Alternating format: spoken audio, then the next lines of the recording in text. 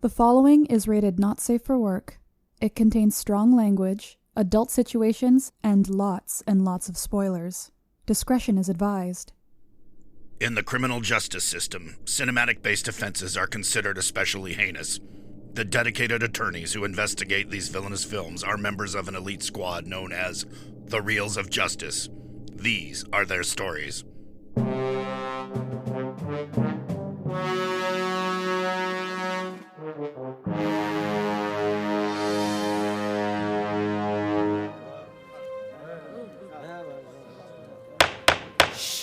Order, please, order. The Reels of Justice is now in session. Judge Maynard Bangs presiding. Your eyes for the Honorable Judge Bangs.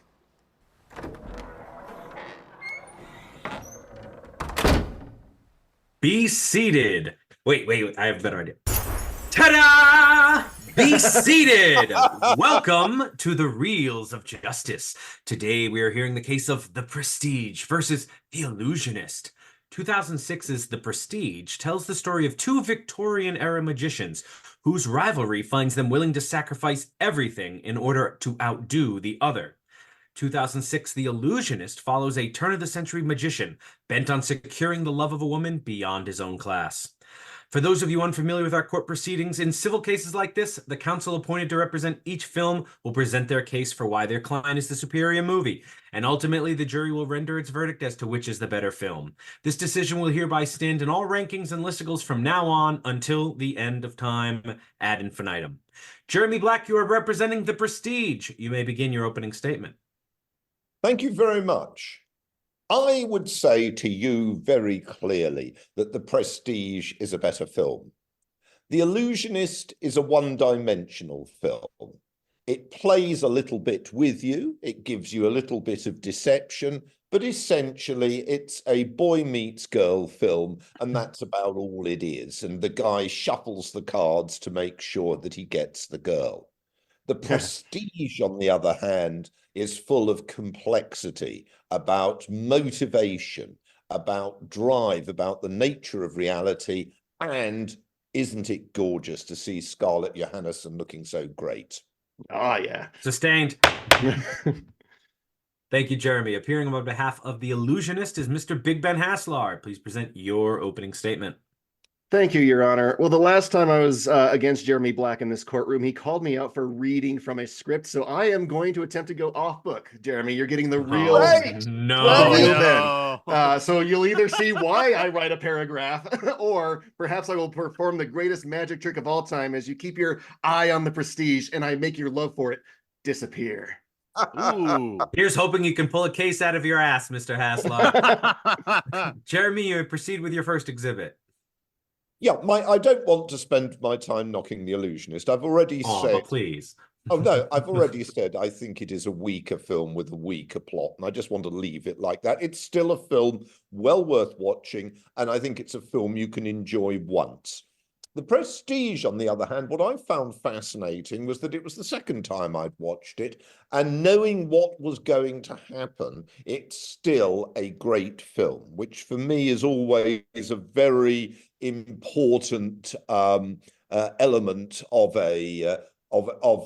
my, as it were, affection for a film of this type, because if you know what the MacGuffin is, if you know what the reveal is, and yet you still want to see it, you still have that element of suspense. So number one with The Prestige, we'll come to other things in a minute, is I think the plot. I think it is well scripted. I think the story it is based on is good, and the screenplay which brought it to the screen is also good. Mr. Haslar, does The Illusionist have the rewatchability of The Prestige?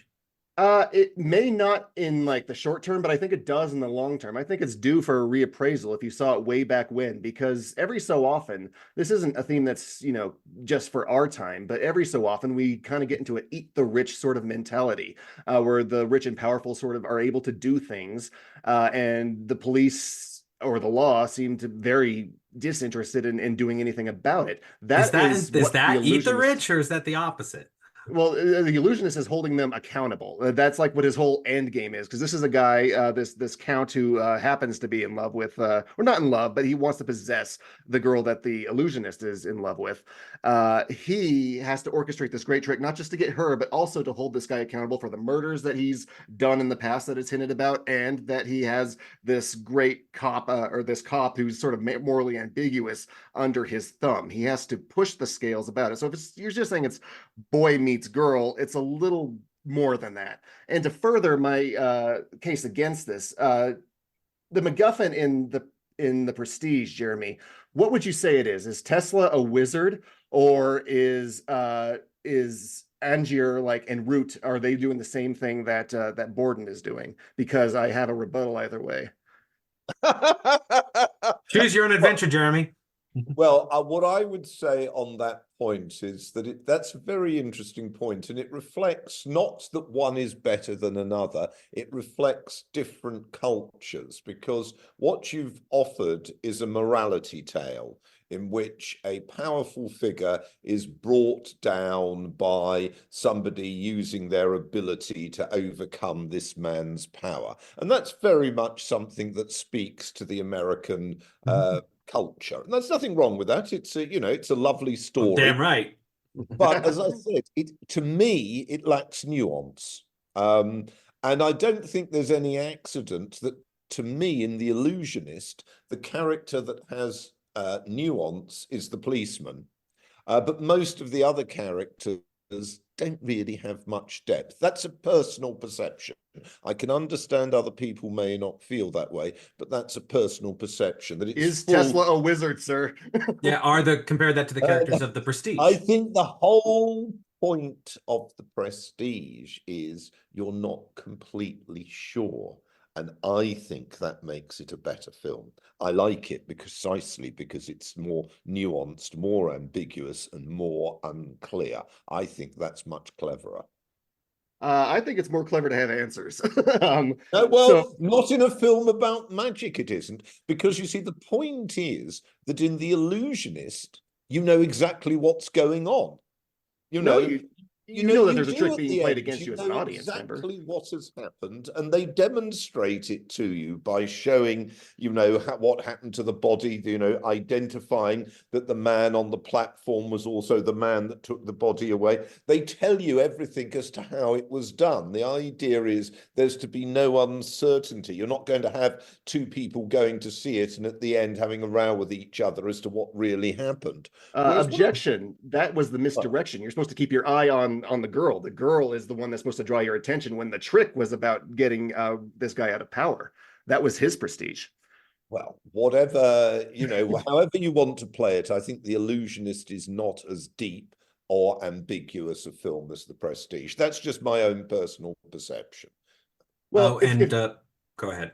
If Tesla has invented this machine that can clone people and then teleport it away, like, why would he not just clone, some money again and again if he's that strapped for cash, So if Tesla's a wizard and this magic is real, the plot doesn't make sense. But if you're thinking that this diary that Borden is reading is not true, just like the diary Angier is reading of Borden's earlier in the film is also not true, and that everything that happened with Tesla could be a fabrication, then you're in a place where you're thinking, okay, then Angier is playing the same trick on Borden as Borden was playing on everybody else. But then why would he be surprised about Borden having a twin brother? So either way, the other way you look at this, it doesn't work.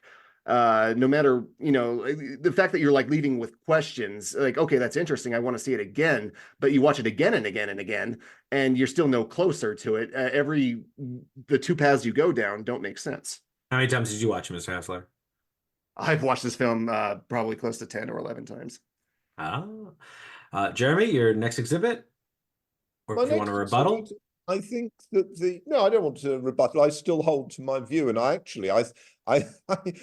I would say to you that one of the interesting things here is it's a magic film which has an element of magic realism in it. And I would have said that's the whole point, isn't it? And the idea that you can reduce it to a mathematical formula called "this is the truth" is not one that they're actually driving at. I think Nolan... Are we not in a court of law? I think Nolan is being cleverer than that. And I think he's actually really quite clever in this one. Whereas I think as you know, I thought he was terrible in Oppenheimer precisely because he cleaved to the American desire for a morality tale and a clear story, which I think is a weaker form of film. But then, everybody will have their preference. My second point is the characterization. I did think the policeman was very good in The Illusionist. I really did. I thought that, it was a marvelous role, and I think it was acted very well. I think in The Prestige, I think pretty well everybody acts well. And I think the one who is in danger of being most hackneyed, which is Kane, actually does a good does well for him. I think the two men, the two protagonists, if you like, are very good. I think the women are good, the two women. And I think actually it's a pleasure to watch them acting, both individually and together. So I agree. Giamatti is great. There's so much nuance in his performance where you can see the cogs turning. You almost know exactly what he's thinking. He makes you feel like you're a mind reader as you see him try to figure out a trick and then get pleasure or discomfort based on the conclusions he goes on. Norton, also a great actor. He does great sleight of hand tricks. Bale does that as well, but Bale's the only one that does that. Hugh Jackman, you never forget he's Hugh Jackman. Whereas Norton and Giamatti, they're chameleons. They disappear into their roles entirely.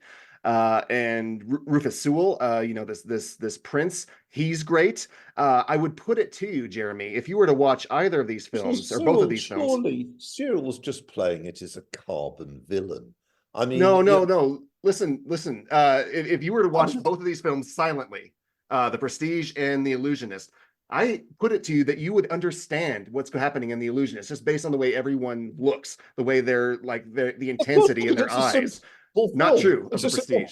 It could have been made in 1925, with Hiss now. And it still work. I mean, as you say, you're absolutely right. I hadn't thought about that, but that's a brilliant perception that in The Illusionist, you're better off switching off the language because much of it hackneyed, poor, badly written and designed for somebody who's bloated after a big meal somewhere in an American sort of burger. It was cheat day, Jeremy. The Prestige is designed to listen to and to try and work out and to try desperately to understand, knowing that you really can't follow what appears to be maybe is magic. And of course, that the truth, the idea that an extra human being is being cloned and then drowned every day is actually is one that is both brilliant and sinister, much more so than anything offered by, as I said, the one-dimensional characters, bar the policeman, in The Illusionist. Members of the jury, Jeremy's trying to be his own magician here. We brought up the point of the acting and the performances, and he misdirected to the point in the obscurity of it all. He did by saying you could switch off the language in the Illusionist. I've never heard somebody talking about a film they're praising saying, don't listen to the words. I mean, the dialogue's great too. It's just seriously, the lines in The Illusionist are poor. They really are. It's not very well scripted. And some of the shots are good. Some of the characterization, as I said, I like the policeman. It's very, very good. But a lot of it is, it's a B picture. There's nothing wrong with it as a B picture, but it's not an A picture. It's the sort of thing you have on for a sort of wet Sunday afternoon when everybody's a bit fed up. It's an A- picture. Give me an A-. Come on. Mr. Haslar, this is still your chance to make up for not mentioning Jessica Biel at all so far. That is where I'm going next. How much Jessica Biel do we get nowadays? Hardly any. That's why you got to That's right. savor it when she appears, because she is great in this film. She's essential to the plot, and that's what's important about this. Scarlett Johansson isn't. She kind of disappears, after the third act. After she's kind of spied That's on what board. people tend she's to do out. in magic things. They do tend to disappear. Well, yeah. And which of these two actresses do you think convey what they're trying to do more? Because Scarlett Johansson, she's just like sort of she's the assistant. She's pretty. She doesn't have any gravitas to her role. Whereas Jessica Biel, she has, a scene with Edward Norton. She has a scene with Rufus Sewell, and she's conveying emotionality in both of these scenes. And again, she's in on the trick. That's what's important about these two women being against each other. Sorry, I'm gonna toss it back to Jeremy. Oh yeah, but as again, it's cliche, isn't it? It's cliche. I mean, think about her confrontation with Rufus Sewell. It's so cliche ridden. It really is. I mean, I thought what was interesting as far as the female roles were concerned about The Prestige, I do actually happen to think Scarlett Johansson does it well. And remember, she is supposed to have and does have more depth than simply the pretty who is part of the set. She does that well. I thought the other woman, I can't remember her name at the moment, Jessica I think Biel? she's good as well. The sort of domestic drama element of it, I thought is done well. So, on the women one, I mean, I think, I personally, just to me, I thought both of the protagonist women in the two films look good. There's no two ways about it, and presumably they are both stipulated. Presumably they are both there in part for that role. But I think they both can act. I think Scarlett Johansson is given a more interesting role, which is that she is more than a bit of skirt, and she comes through that very well, actually. How is she more? Sorry? How is she more than just the skirt? Well, because she interacts with the characters as more than just being somebody who's got nothing to say. I mean, I know under your rubric, you could have switched, as you yourself said, you could switch off the voice and follow exactly what your female character is doing. In fact, Rufus Sewell should have had a moustache built for twirling when he's yes, he should have. Whereas you'd be hard-pressed to really follow it unless you can hear them, unless you can listen to the voices in The Prestige. We're going to leave it up to the jury to decide whether that's a good thing or a bad thing. Can I say something different at the moment? Yes. Absolutely. I actually I didn't think I was going to like this role in The Prestige. I mean, and as I said, I knew it because I'd seen it before. But I did think David Bowie didn't overplay his part. I thought he came across well in given that he's a famous person, was a famous person, I thought he played his role well and didn't overplay it. And I was rather pleased with that. Yeah, he didn't sing. He didn't wear a codpiece. Those are all pluses for me. Wait, pluses? Yes. Well, all right. Andy Serkis too, pretty good in his role. Yes. I think across the board, the acting is fine in both of them. But as far as who's trying to accomplish more, I kind of feel like it goes to The Illusionist. But we'll let the jury decide. Did you have another exhibit?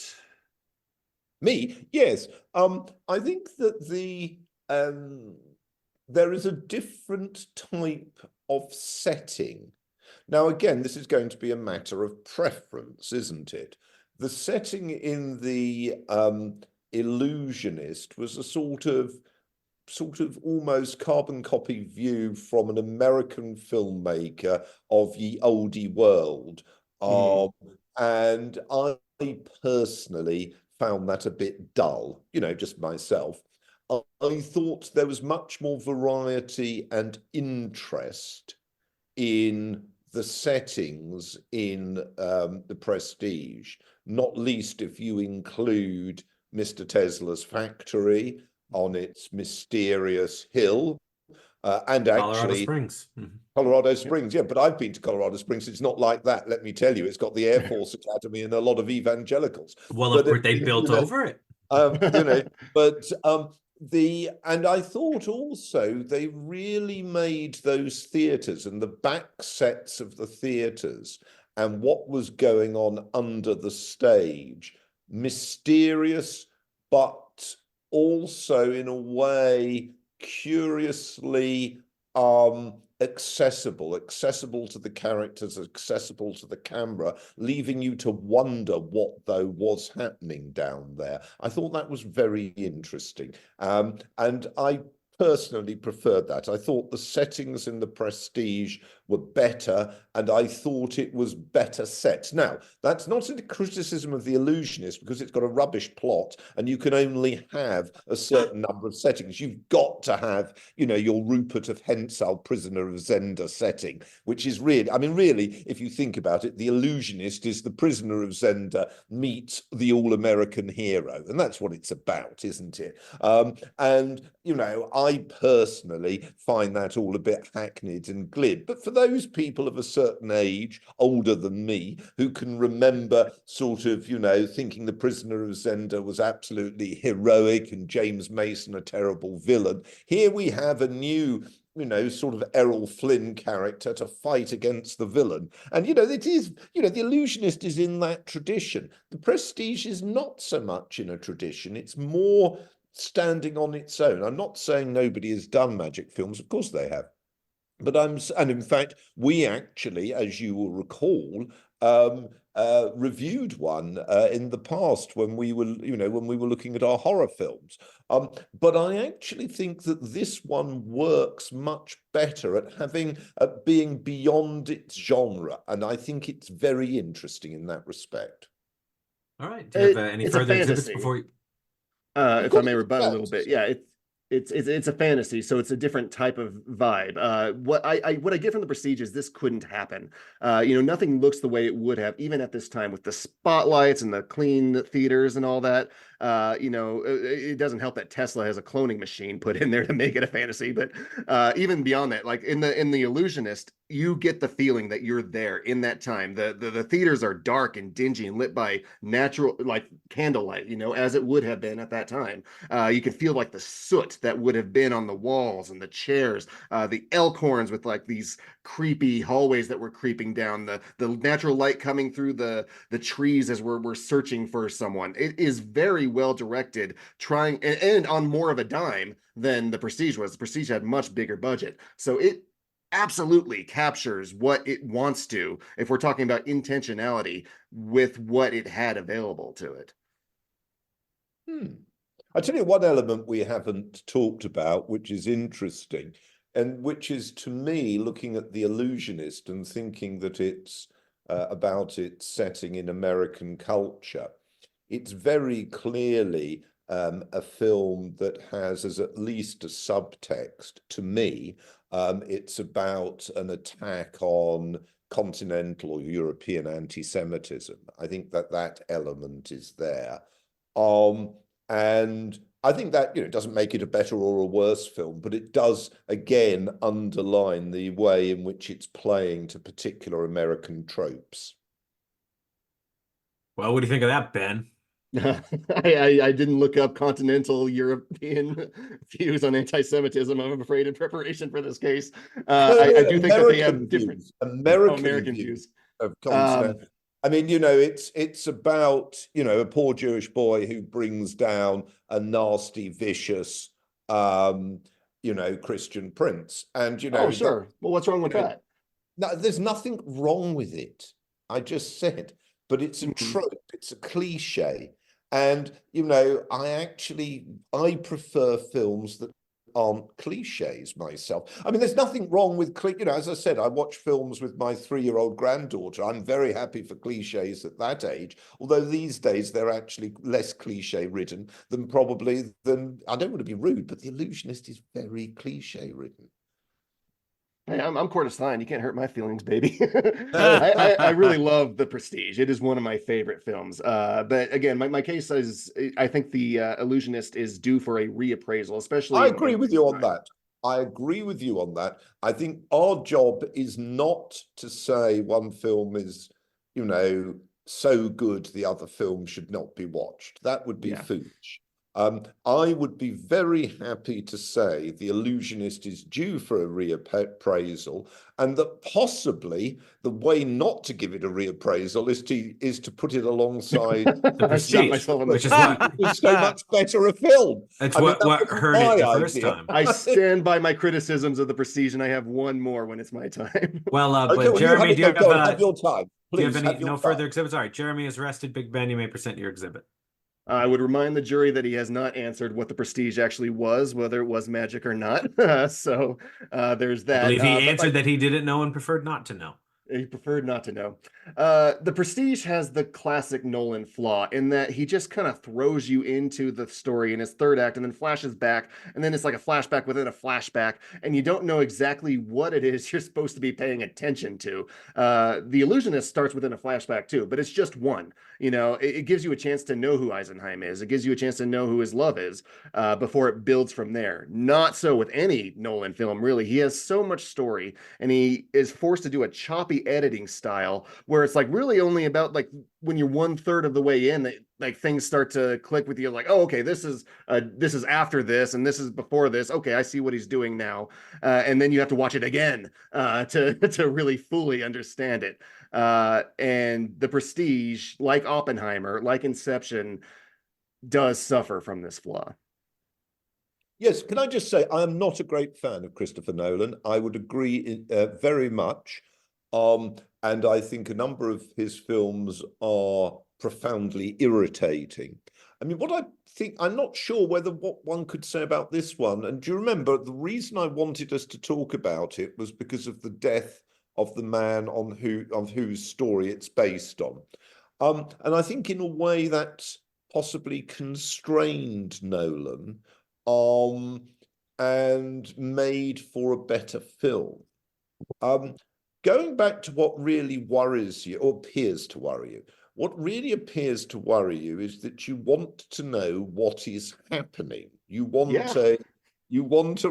now, I don't think that's, whilst understandable, I'm not sure that's exactly what you expect of films of this type. That would be, and I actually think it makes it much more interesting because the characters are all presented as operating on the edge of knowledge, where that you're taking the ability to conceive of something, but not sure that you can actually execute it.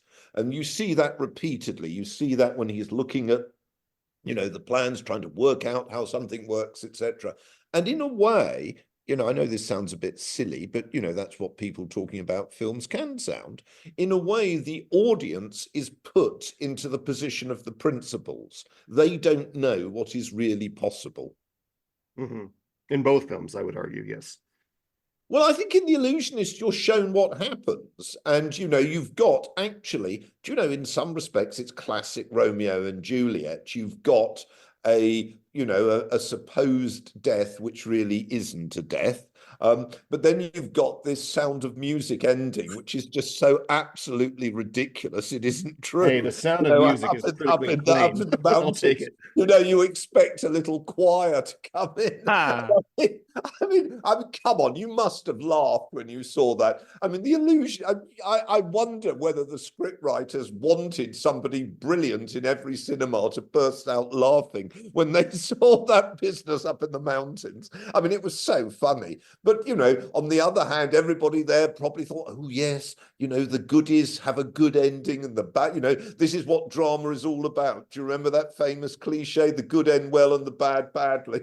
And of course, that isn't what life's about. We know that. That's a satire, that view. But of course, it's adopted in The Illusionist as a description of reality. And of course, it's funny. I mean, in some respects, The Illusionist, you could say, is a brilliant comedy, but only about 0.5% of the viewers will realise it's a comedy, playing with those people who think they're seeing a serious story. Maybe that's the line to take. Are you allowed to copy my idea? No, I'm not going with that. Disregard that evidence, jury.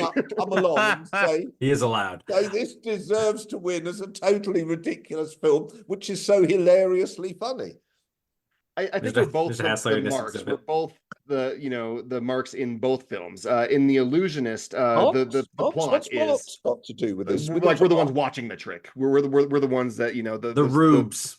The dupes. rubes, the ones. No, I thought we were having Karl Marx in. I was trying to work out how he came into the film. I mean, it is. Sorry. In The Illusionist, We could unfortunately only get Richard Marx. In The Illusionist, we see those stages that we should have known better. Detailed in the Prestige, as far as the setup and the turn, and then the Prestige at the end of it. That's the plot of the story, and throughout it, Eisenheim's doing other tricks that it never strays too far from reality. It's like, okay, he doesn't explain how the orange tree or the sword work, but you can kind of guess like how it might. But he, as a magician, never reveals his secrets, so that fits more within that tone. Whereas with the Prestige, I think what that was meant to be, either the Prestige is Nolan saying, you see, what I was really doing was you didn't know it was Borden having twins all along, and that's my Prestige. I was playing this narrative trick on you the whole time, and aren't I a great filmmaker, and give me all the Academy Awards and all the money. If you want to go for ethics, I mean, there are other things, but if you want to do ethics, isn't the Prestige about the damaging nature of knowledge? Here is somebody who has created this ability to clone, but he uses it for death, and pretty horrific death, drowning. Isn't that part of the film, if you want to look at it ethically? I mean, I actually so happen to think it's a better story, partly because it's not precisely clear what is going on, but I think there is that ethical dimension, whereas quite frankly, the only evil you get in the other film is Sewell, and Sewell's a carbon character, but even if you're going to find him frightening, Objection, no, you get it in Giamatti's character as well. He's not morally about anything in particular, whereas I think there is a really troubling moral dimension to the Prestige, which they brilliantly put their finger on. I'd like to hear from Mr. Haslar about the morals of The Illusionist. There is the moral ambiguity in Paul Giamatti's character. In fact, I love the line where he's like, "Are you just completely devoid of any ethics?" And he's like, "No, not completely. No, that's why I'm trying to help you." But Sewell has his thumb on him, so the whole reason he's with Sewell, the cop, is because he believes that he might be a better emperor in the long run, and that he'll get a better position. And it's Eisenheim's position to try and get him away from that. So he's caught in the middle of it. It's not just Sewell on one side and the Illusionist on the other. There's that great performance of Giamatti right in the middle of it. No, Giamatti is very good, but I'm just saying, I'm not trying to knock The Illusionist, but it is, as it were, very much of a, how should one put it? Because it's not a bad film. It's very much of a limited moral conspectus. There is good and bad. Your most interesting character, which is Giamatti, has to move between them. There's nothing wrong with that. There have been other films of that type, lots of films. Whereas actually what I think is interesting in The Prestige is all of these characters in this different way are pressing for absolute knowledge. They are pressing to be maguses, true magicians, however you wish to describe it, in the machine age, which is what makes it particularly interesting. But that is shown to have a profoundly disturbing moral consequence. Now, in a way, if you want to play links within Nolan's work, and as I said, I don't like Nolan, if you want to play links within, you could say that theme very much served up at the, B- level is what you see in Oppenheimer. Again, this idea of what is... You already won that case. Stop rubbing my face in it, Jeremy. Stop rubbing your face in it. And this is for the benefit of the listeners who might be interested to hear us draw links between films, because that is an interesting link between the film, that in a sense, Oppenheimer is a magician. He is shown seeing these symbols which other people cannot see. And the question is, and you get Einstein pushed to the fore to be also, is what is the moral conspectus that should come from that? And I so happen not to think they did it as well as they might, but it's an interesting question. And it's a question which I think is handled more interestingly in The Prestige. Partly because, as you very correctly say, they are breaking a fourth wall. They're going outside, not just outside history. History's there for the Oppenheimer, not just, well, they're in one sense a very historical setting of a particular period, but they're going outside history because they're saying, actually, it was possible, was it? It seems to have been possible to break what was thought of as scientific rules at that time. Now, the funny thing is, we know that people did break scientific rules. After all, within 30 years, you've got Einstein coming along with relativity. One point to bring out is this. I mean, Einstein was doing most of his early work in Switzerland, of course, Zurich and places. You wouldn't believe that in a Central European place, you'll have both the illusionist, who is not breaking the rules, he's playing tricks, and Einstein. Whereas you could believe you've got these astonishing characters in the Prestige, and the way in which new developments are coming through between, shall we say, 1880 and 1940, all of which are astonishing. Mr. Haslar, I'll leave you to rebut or introduce your next exhibit. No, yeah, there was a lot there. I would say, yeah, that is a good appraisal of the Prestige. The Illusionist isn't trying for those themes. The Illusionist is, I think, worthy of rewatching now for your feel right now how you got these Bezos types, you got these people on yachts and whatever, and how they just seem to be above any sort of appraisal at any sort of court. They just keep getting let off. Watch The Illusionist at this time, and it will hit you differently. And I think that would be the merit of The Illusionist. All right. Any and further on that, I would exhibits? rest. No. All right. Well, both sides have rested their cases. The attorneys will now present their closing arguments. Jeremy, you may begin. Yes, I think we're actually agreeing, and I think that's a really excellent thing. What we're agreeing Not on, in this court. these are both films worth watching. The Illusionist is worth watching again. It isn't as complex a film as The Prestige. That complexity might put some people off who want it much clearer, much greater clarity as to what is going on. On the other hand, I think that it's a deeper and more profound, more interesting film, The Prestige.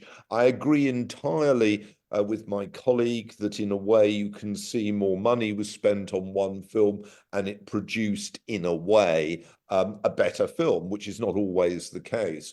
I think that in essence, I would say that The Illusionist rests on the central character of the policeman. I think he is superb. I think his acting is superb. I think he is a very interesting figure. But I think around him, there are too many characters that are two-dimensional, one-dimensional, whatever you want to call, ending up with that hilarious Sound of Music, ending up in the mountains. Whereas I think in The Prestige is a more troubled film, a more troubling film, and a more interesting film. Thank you. Big Ben, please present your closing argument. I hope you were watching closely, members of the jury, as we performed our magic tricks for you. You have one on here, the Prestige, which is coming in with all the accolades. Everybody knows it. It may not have, the staying power that people will give Oppenheimer or The Dark Knight in the future, but people certainly know it. The Illusionist has sort of disappeared into history a little bit. It deserves a reappraisal. So as you are watching with our misdirections, do you want to know which one is truly standing the test of time? Which one achieved its aims better in the long run? Or do you want to be fooled? Staying power. No one's going to talk about Oppenheimer in 2 months. Thank you. Members of the jury, Mr. Maynard Bangs, Mr. Dylan J. Schlender, and from the furthest corners of the world, where the dark arts still hold sway, I give you Mr. Ryan Luis Rodriguez. You have all heard the facts concerning this case. It is now up to you to determine if this film... It is now up to you to determine which film is the superior movie. The bailiff will escort you to the deliberation room to render your verdict. Right this way. The last I dated must have been a magician, because she disappeared on me. Oh. Because you tried to saw her in half. Very good.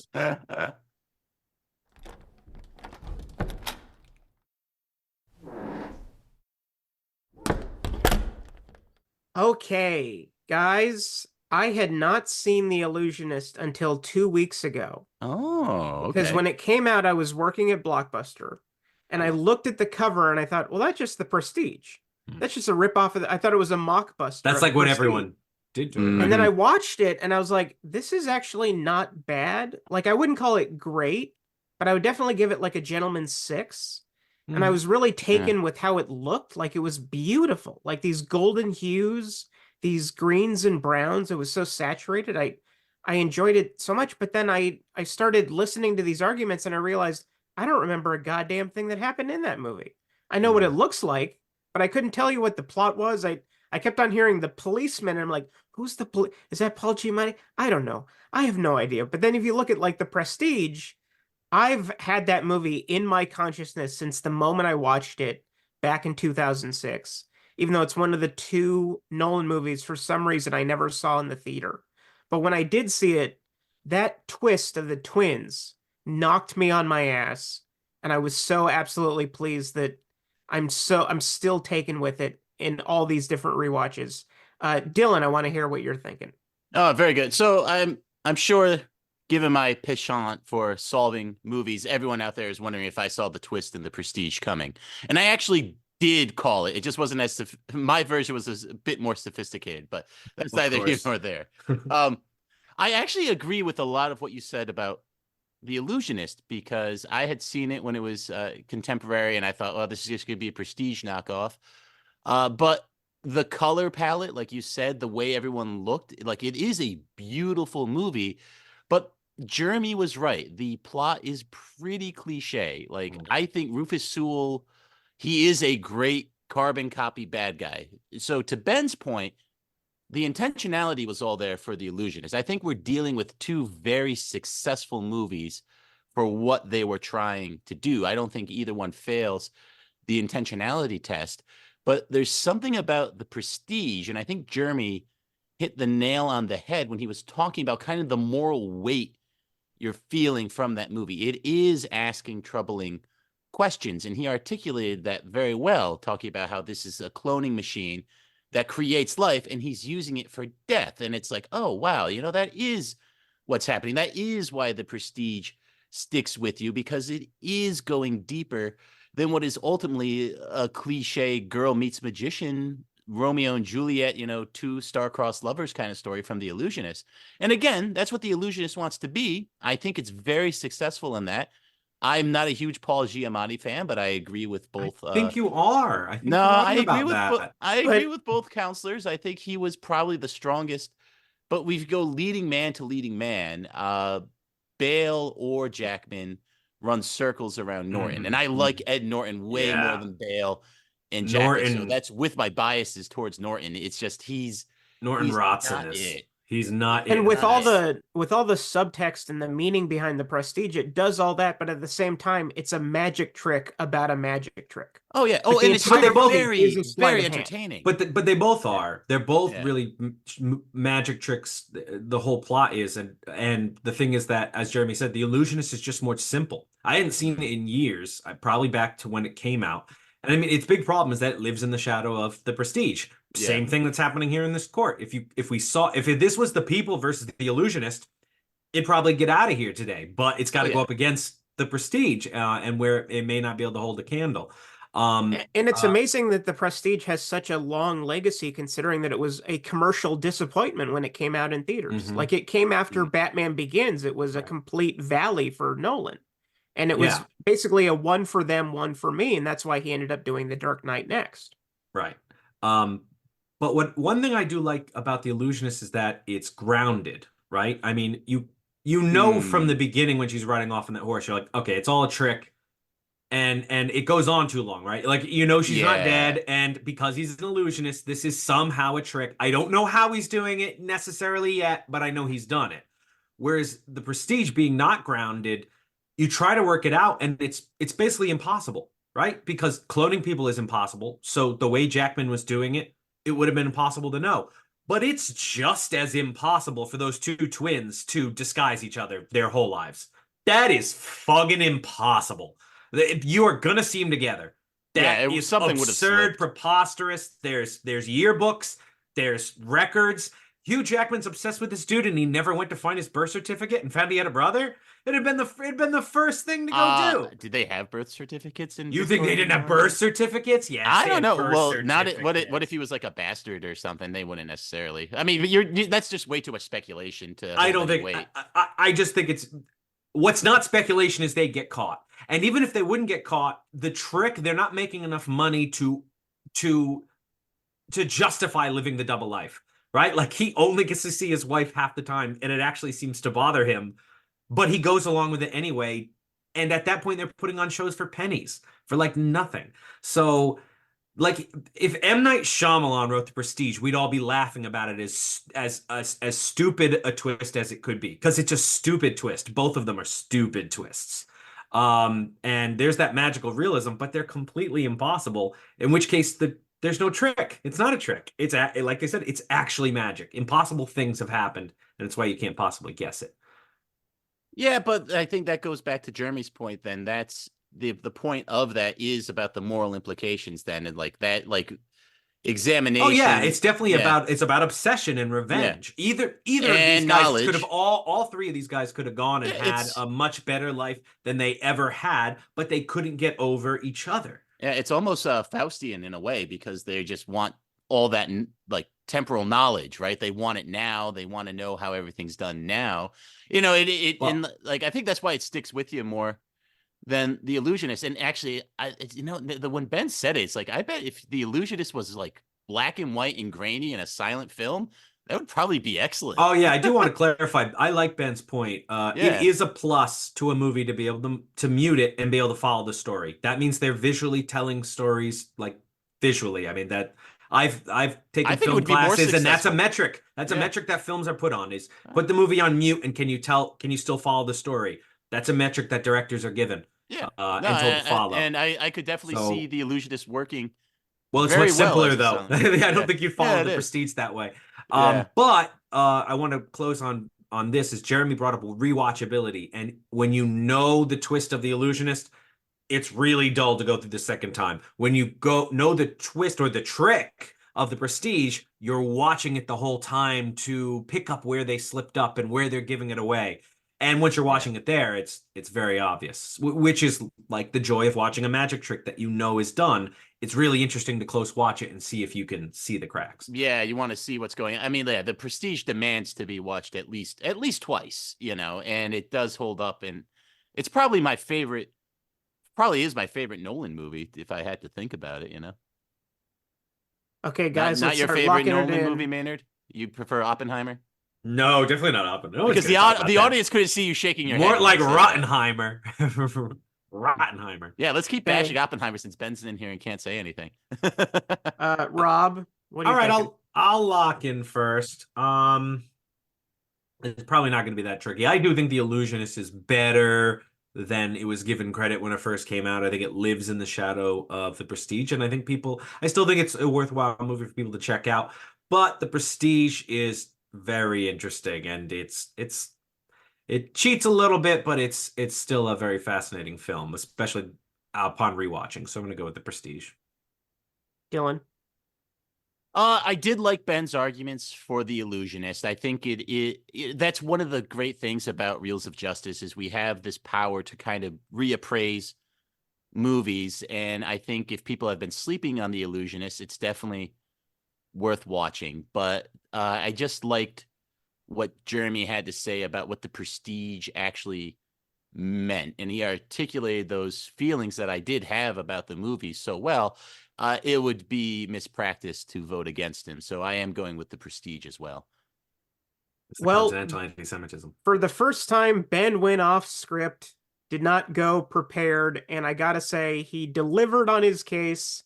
I absolutely loved what he had to say, because it reminded me that I've actually seen this movie before. Otherwise, I never would have known. So I'm going to go The Illusionist. Now let's go tell that very handsome judge.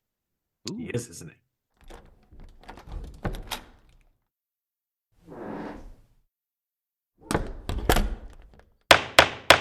Mr. Foreman, have you reached a verdict?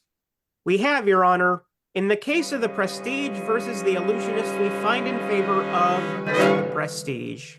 Boo. Yeah, boo. Yeah. Boo, I don't know. Hey, good poop. Normally I'd have a real quick verdict here, but the jackass who was supposed to be judge wasn't here. So I hear. Was I supposed to be judge? You sure were, you absolute jackass. Judge was in the bathroom. Yep. The verdict is so rendered. I hereby declare that the illusionist be put in a tank to drown every night for forever. Oh no! Yeah. Court is adjourned.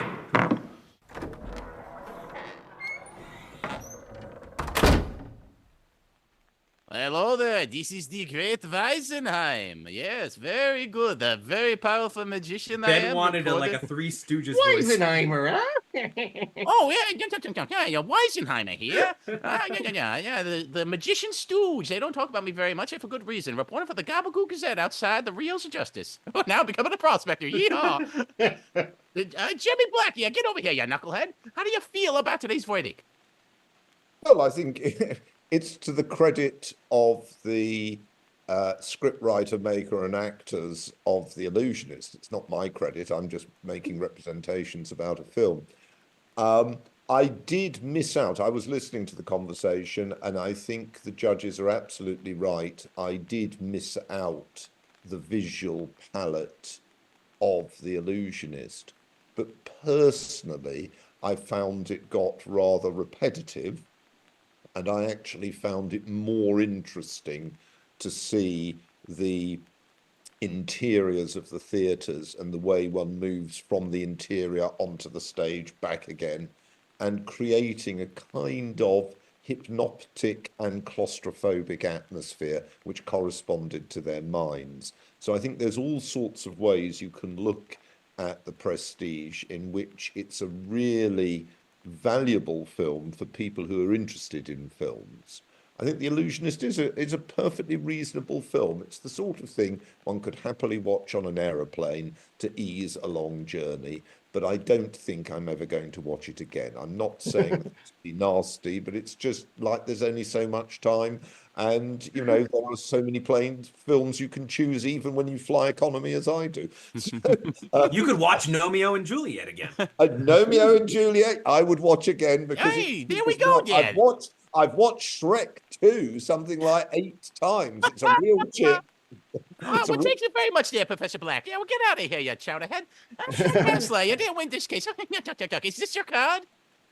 No, that wasn't my card. Is this your card? No, you keep going. Is this your card? Don't let him keep going. I think that justice was served. The Prestige is undeniably a better film, but I hope I succeeded in my goal in making the audience realize that the Illusionist deserves a reappraisal. Did I succeed in my trick? Let us know in the comments. Like and subscribe below. But perhaps the real illusion was the friends I made along the way. Wait. Oh, wait a minute. We all disappear.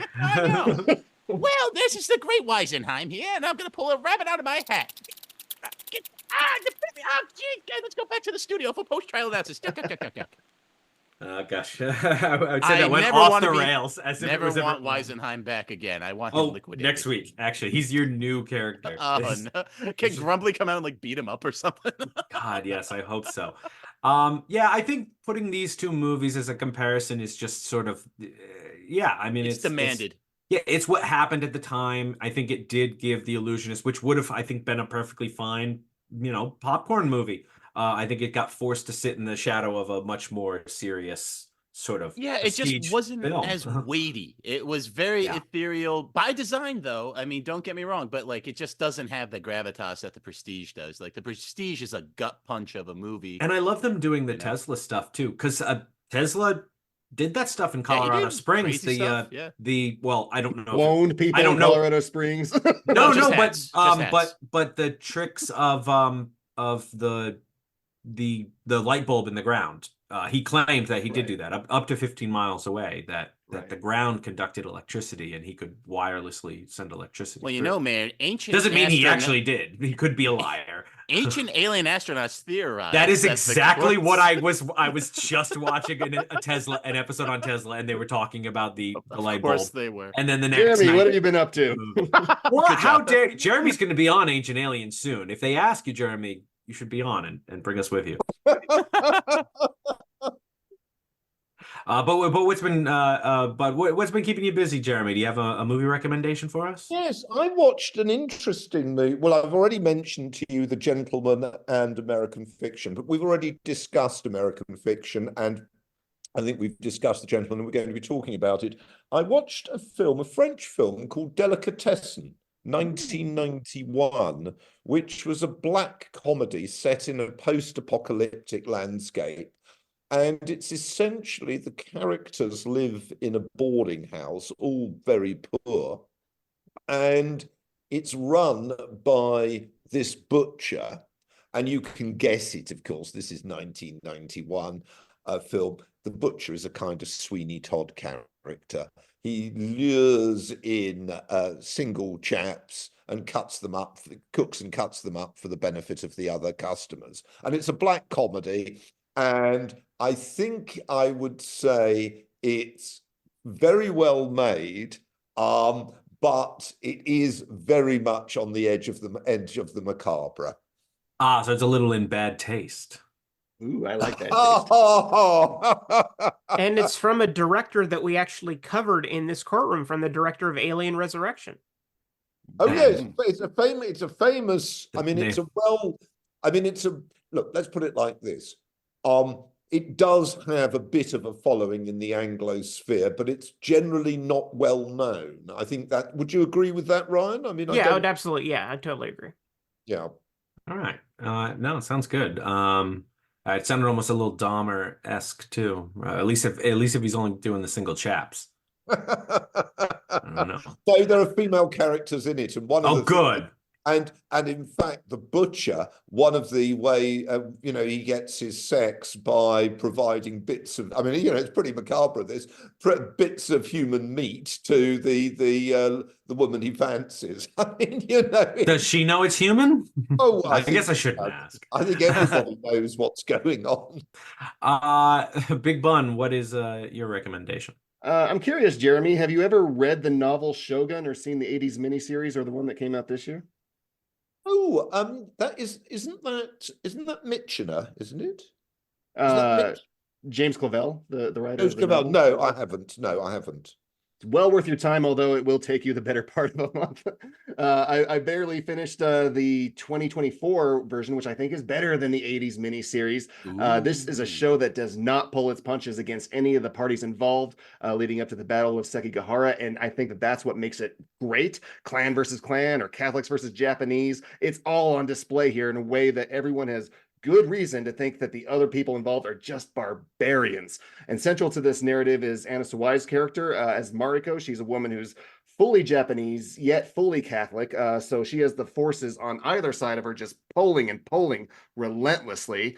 There's Toranaga. He's a very patient warlord. He's modeled after Tokugawa Ieyasu in actual history.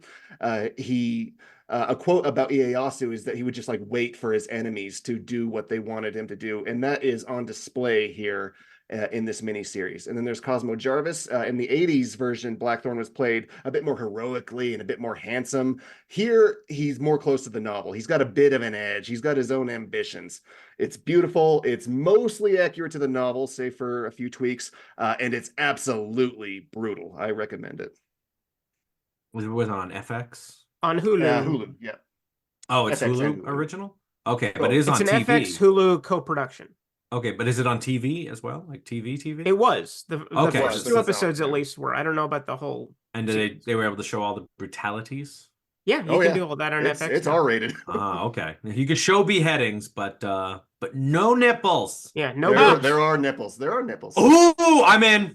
Wait, Damn it, whose nipples? Wait a minute, don't answer that. Too late. This week, I'm gonna KISS. Keep it simple, stupid.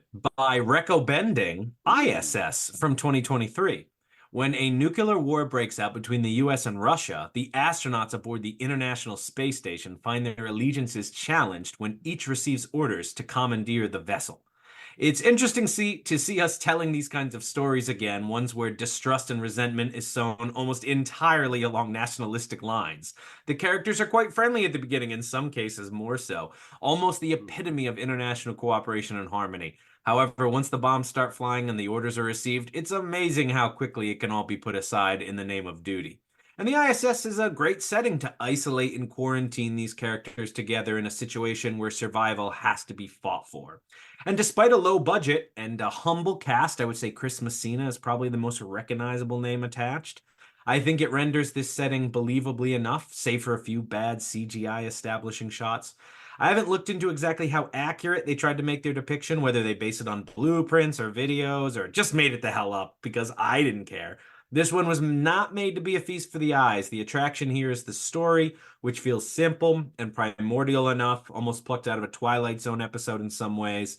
It is closer on the spectrum to Illusionist than Prestige, though. I think it follows a very satisfying formula. It doesn't try to twist you and blow your mind out of proportion and comprehension. Wait a second. Chris Messina, the best-known actor? Ariana DeBose won a fucking Academy Award, man. For what? I don't know. Who is she? For West Side Right, Story. thank you. Are we supposed to know these things? I mean, we do run a movie podcast. That's why we keep Ryan around. Yes. He's our fact checker.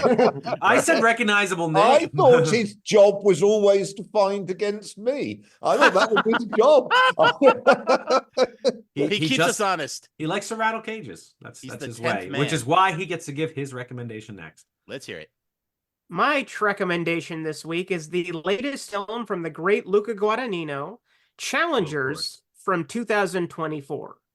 It follows a romantic triangle of young tennis players played by Zendaya, Josh O'Connor, and Mike Feist over the course of 13 years as they undergo trials and tribulations in their careers, from injury to failure, and as they fuck each other over and fuck each other literally, And under. volleying across countless time periods, much like the tennis matches volley back and forth, and I have to imagine that that was intentional. It's been a long time since movies were allowed to be unapologetically horny, and it's one of those things that you don't realize you miss until somebody brings it to you. Also, it boasts a tremendous electronic score from Trent Reznor and Atticus Ross that I was delighted to hear in a Dolby Cinema theater, my chest pounding with every percussive beat. As we record this episode, Challengers is currently in its first week in theaters, but by the time it drops, it should be streaming on Amazon Prime, where you'll never know how good you could have had it. Thank you. Oh, sadly, at this age, Trent only has 6-inch nails. Oh, jeez. It's true. Schlenzo, send us on home. All right. So first, I want to actually recommend one of Jeremy's books, Age of Nightmare. I read that to learn about vampires a little bit for my Twilight case. Jeremy, I'm sorry to report it didn't help very much, but it's a very well-written book, and people should read it anyway. So make sure you pick that up from our good friend Jeremy. But my movie recommendation is going to be The Mist from 2007, which is a Frank Darabont directed adaptation of the short story of the same name by none other than Stephen King, master of horror. Anchored by a very, very strong performance as Thomas Jane as an everyman, we see a community come together trapped in a grocery store while eldritch horrors and Mist, obviously, surround it. And what are they going to do?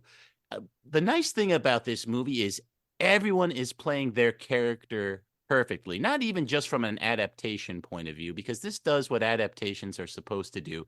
It elevates the source material. It makes the source material more palatable for the big screen.